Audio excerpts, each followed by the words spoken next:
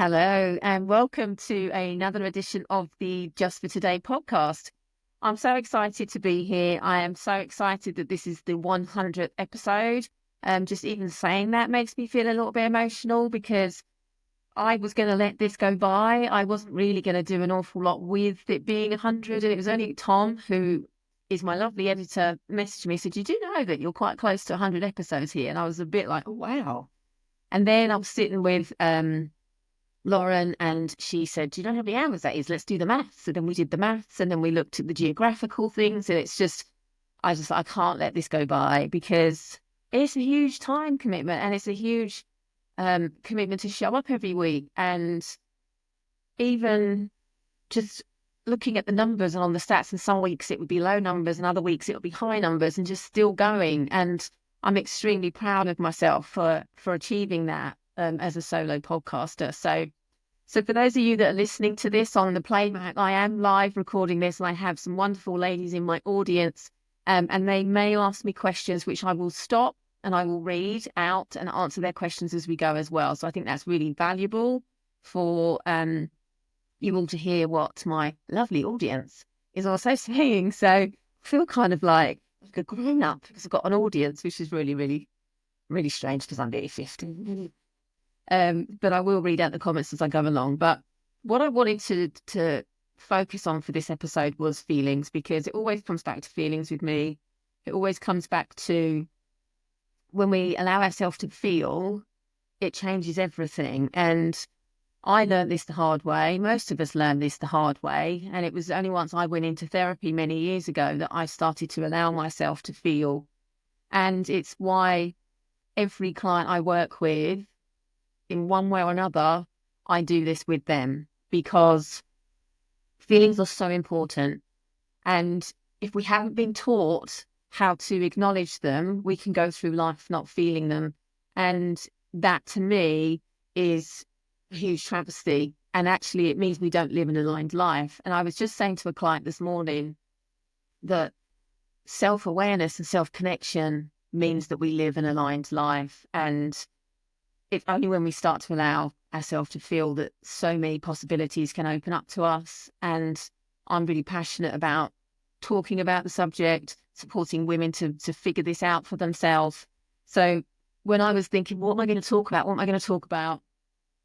It was completely obvious. And so many signs have been shown to me since then that this is absolutely what I'm supposed to talk about today. So I have a saying, and actually it's not just mine to own, it's also me and my Doris, which some of you listeners will know, that's Lauren, and Lauren is in the audience tonight.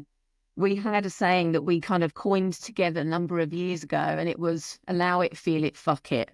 When it comes to feelings, we were just kind of trying to find our way with our feelings, and our lives kind of roll in similar directions at times. And it was like, oh my God, this is so painful. And we kind of just used to say this to each other, allow it, feel it, fuck it. And I've evolved that slightly to, because the end part, fuck it, I've got no offense, I don't care about the swear word, but it's more, that can be almost like ignore it, allow it, feel it, then fuck it off. And it's not that at all. What we mean by that is allow it, feel it, and then move forward with it, and not kind of fuck it off, but just fuck it, let's go kind of connotation to those words. And it was, as I started to heal and I started the healing process for myself, what I realized was that actually I was not allowing the uncomfortable emotions. I was actively running away from them. I was suppressing them. I was telling them to go away. And it was making me unwell. It made me sick to the point where I developed a condition where my tongue swelled up. And I started experiencing that on a daily basis. And it's only really when I decided to go in on all of that and figure out what was going mind, body, that I started to realize I'm not speaking my truth. I'm not allowing my feelings. I'm distracting myself at every opportunity to not feel the uncomfortable emotions. Now, I don't believe there's good or bad.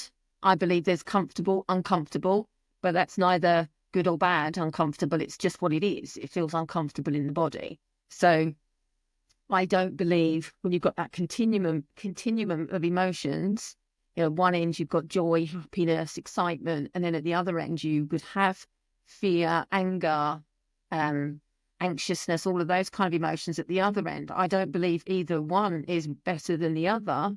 To me, it's an experience. One feels a certain way versus another feels a different way.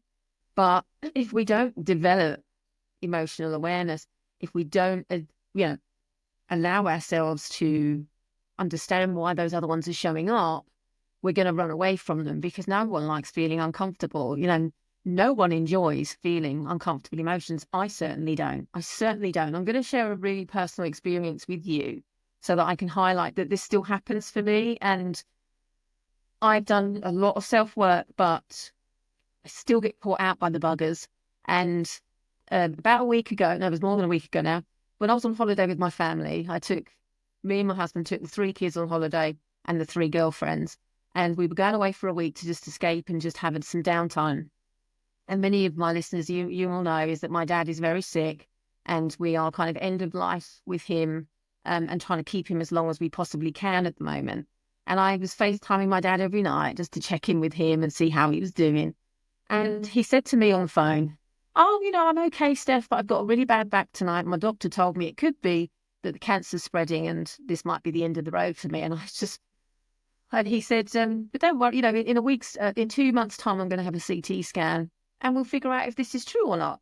And so me, in the way that I go to and I deal with emotions instantly, I was like, fine, park it. We'll deal with it when it comes up. When he has the CT scan, we'll deal with it then. Done, finished, on we go. Put the phone down, said to Grange, done, finished, we don't need to worry about that. An hour later, downstairs, all in our finest, about to go for dinner, the 8 of us, full-blown fucking panic attack. I didn't feel it coming. I didn't see it coming. I started to lose my breath. And I said to Grange, give me the key to the room. I need to get to our room. I need to get to safety really quick. Bolted up the stairs on my own, got in, shut the door, sat on the end of the bed, could not breathe, and had to really start calming my breathing down. And the emotion took over. It took control of my entire body. Grange came in shortly after he'd told the kids what was going on, sat down with me, just let me kind of find my feet with it all, breathe.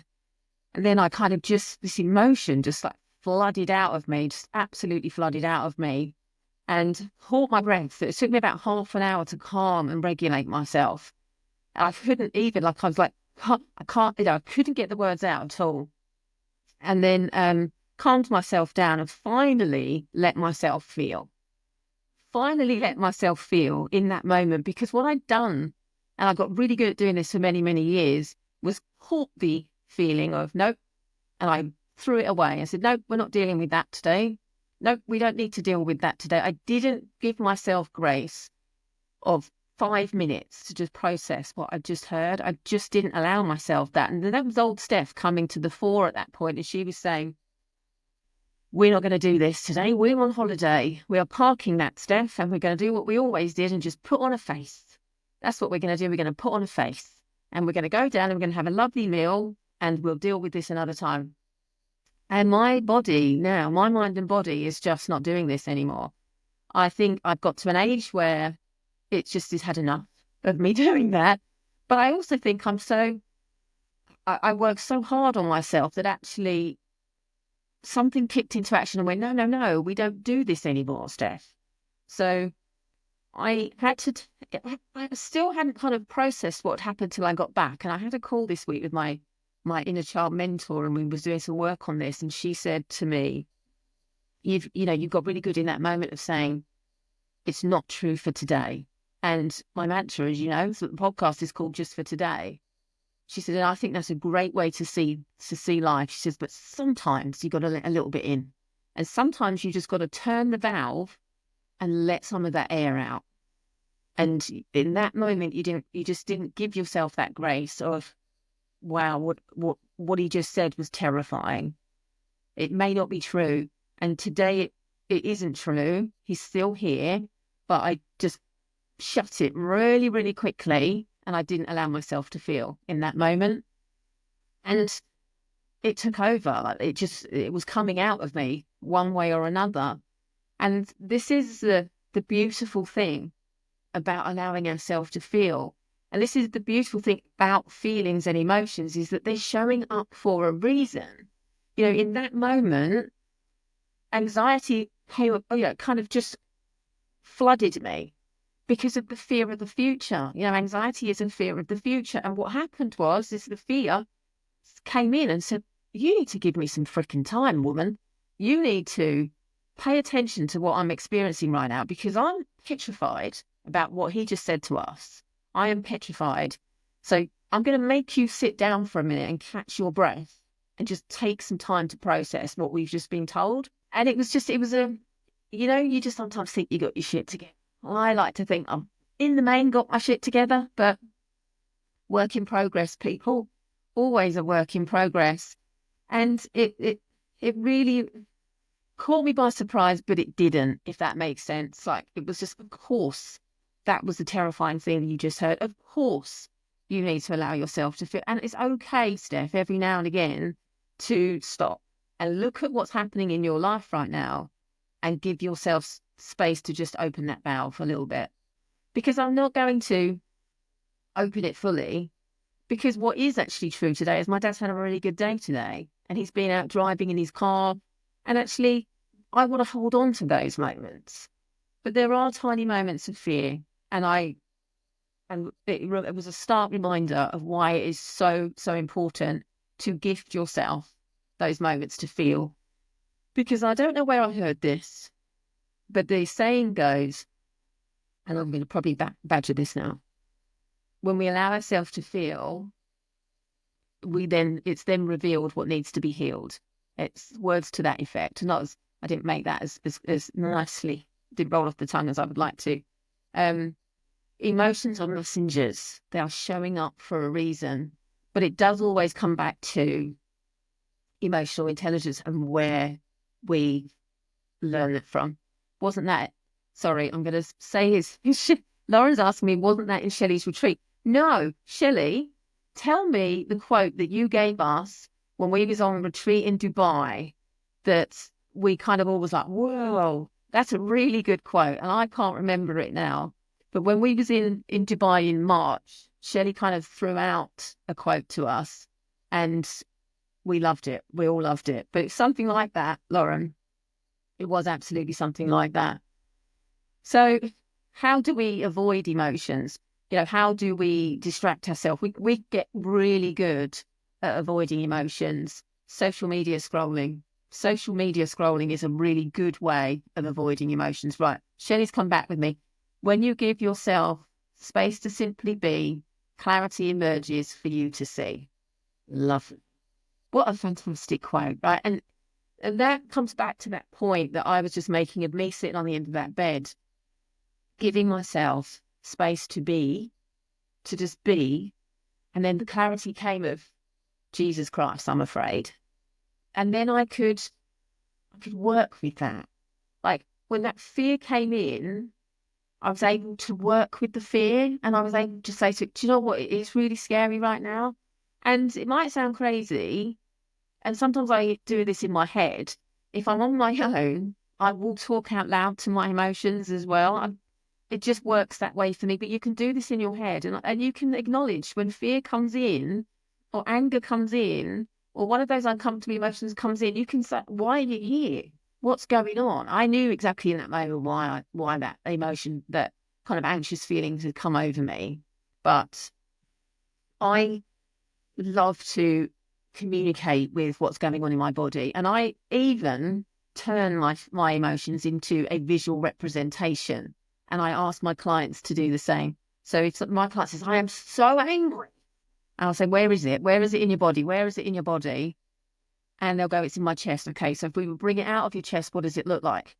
It's like a thunder cloud, and it's just, there's rain coming out and there's lightning going into it. Okay, right.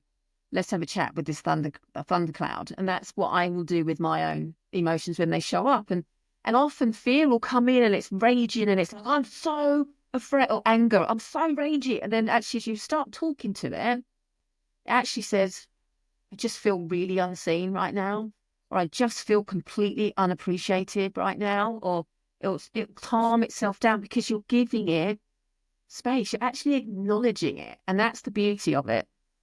And so Lauren is saying it's like watching Inside Out. Do you know what, Lauren? I that was one of the things that when I did some of my training on NLP, it was homework to watch the very first Inside Out. And I loved it. And me and Grange went to see Inside Out 2 at the cinema together. We were the only adults in there without children, and we were okay with that. But it's actually on TV now, so you can get it, I think, on the Disney Channel. But it beautifully demonstrates the importance of all of the emotions. And in Inside Out 2, you've got anxiety. And it shows anxiety so perfectly, of this fear of what if, and I have to make it better, and I have to change, and I have to be, and it just, the kind of the crazy erraticness of it. It was so good. Yeah, Livy's saying, seeing anxiety, it made me cry.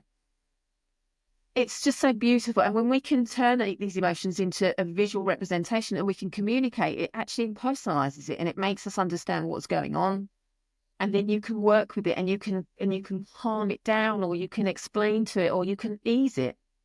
You know, you all know I do lots of inner child healing work, and we do the same with the inner child. When you feel the inner child showing up, once you get really used to it, you can feel her showing up, and she's really afraid, or she's really confused. And often the emotion will come with the inner child, because that's at the same time that the child learned that emotion. So if we live in a home where anger is demonstrated on a regular basis, it will often be a very small person, a younger version of you, that has learned the emotion at a very young age, but is very confused by it.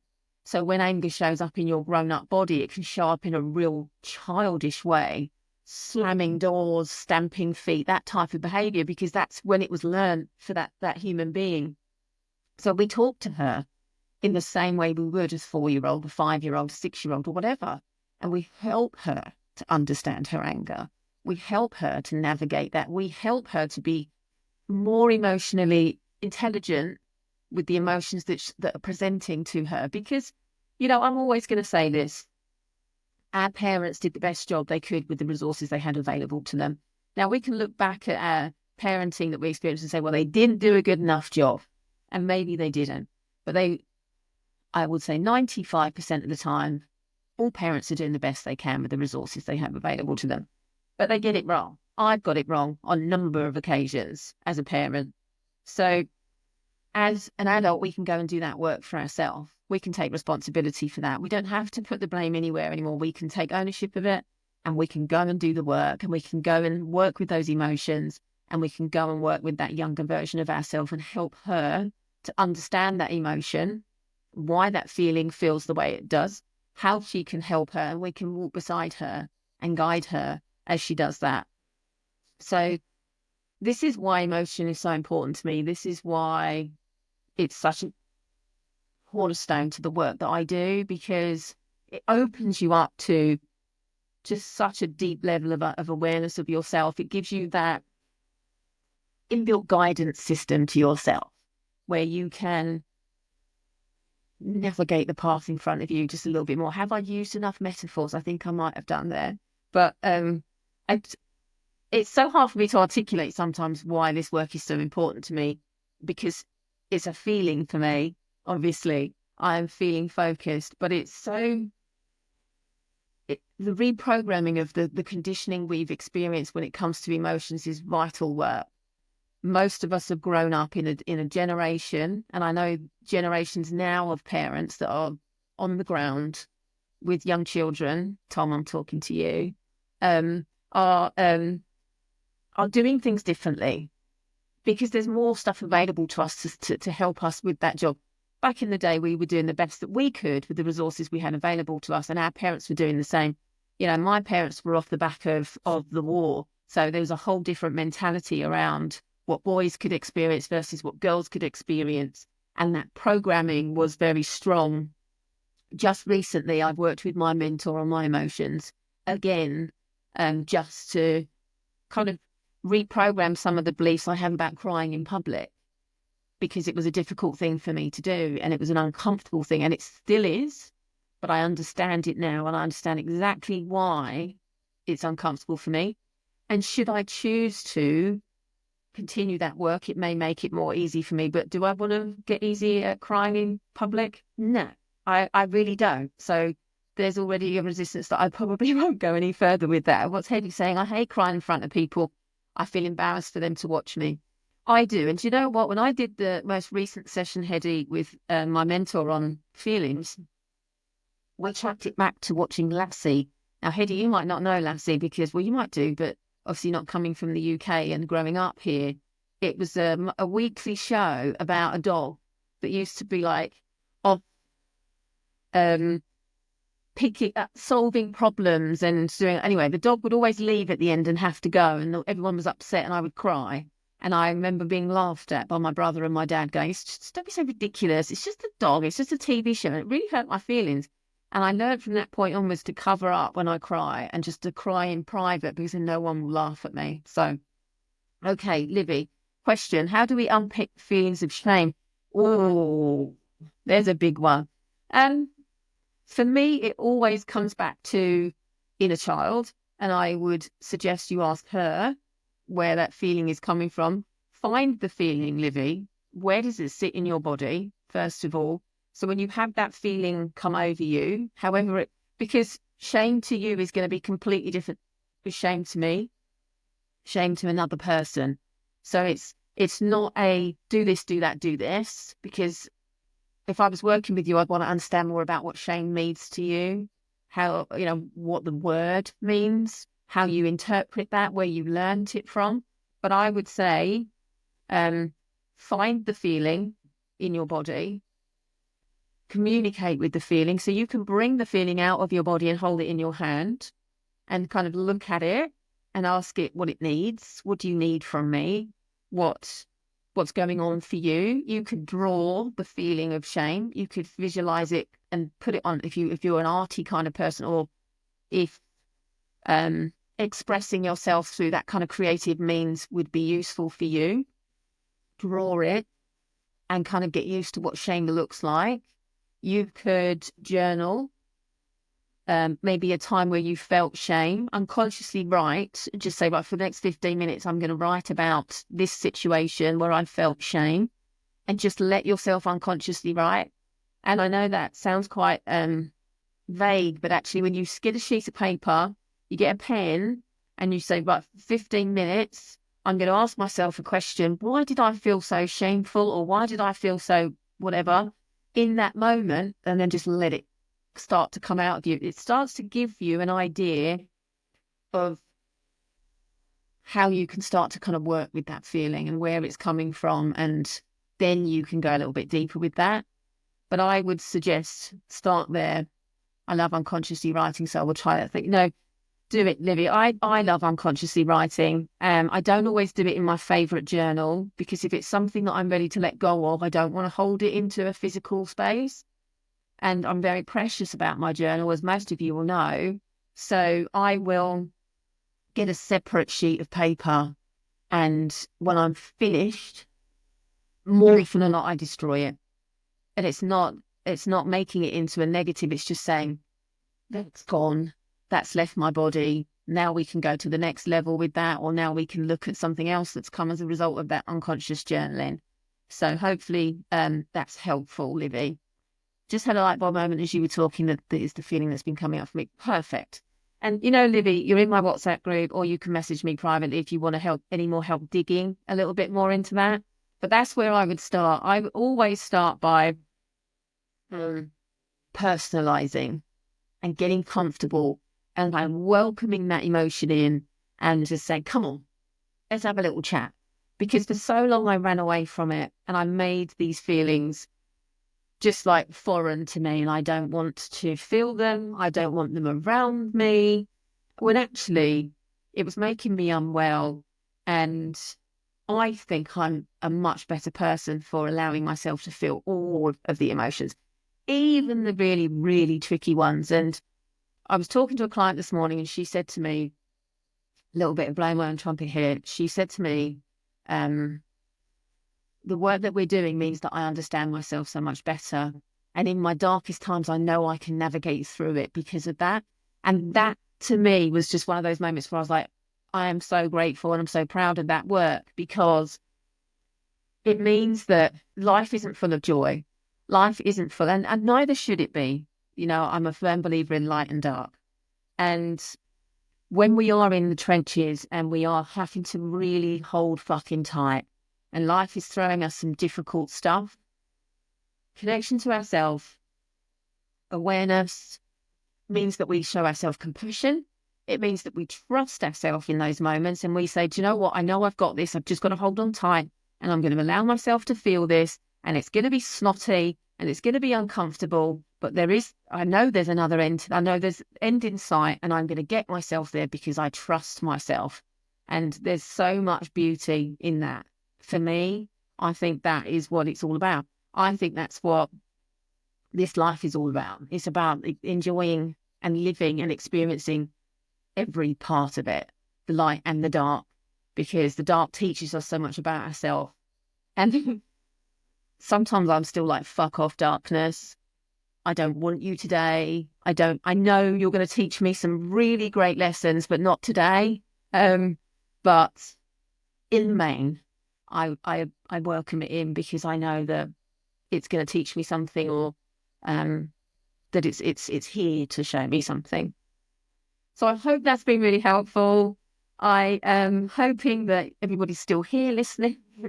And unless there's any other questions, if anyone wants to fire anything into the box quickly before we wrap up, what I will say is just a few little things that I haven't, I think I talked about journaling and working with them, but even if I'm not the right person for you, get some help. Therapy is not for when we're broken. Therapy is for us when we want to be the best versions of ourselves. So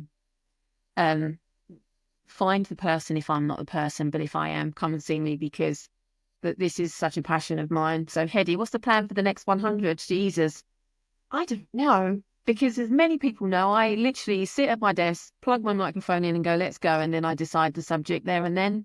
I've toyed with the idea of kind of planning. It doesn't work for me. I don't know, Hedy. I guess the plan for the next 100 is I'm here in 200 and you're all here again in 200 and going, here's another 100. Cheers. Ching, ching. So thank you for being here. Thank you so much for being here, Shelley. And who knows where you'll be in the world, Shelley? You could be in Dubai when I do my 200. You could be in Australia. Who knows? Who knows where you're going to be? So anyway, thank you so much for those of you that have joined me. It's been my absolute pleasure. And of course, slide into the WhatsApp group if you aren't a member already and come and join us and our wonderful ladies. But until next time, thank you.